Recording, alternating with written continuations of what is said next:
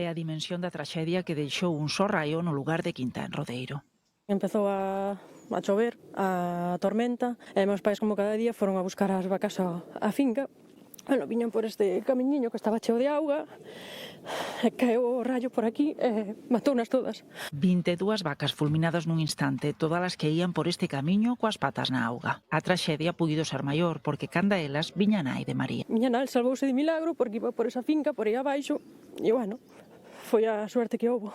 Meu pai iba no trator por aí, por ese camiño, tamén sentiu, dixo que se lle mover ao trator. Avisaron os veciños que aínda están sen palabras. Isto foi terrible. Isto impón. Verei 20 e pico vacas todas tiradas aquí en fila.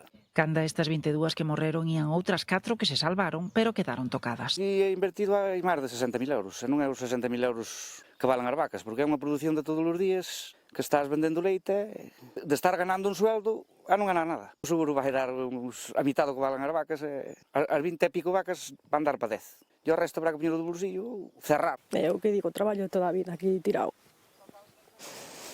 En segundos perdes todo.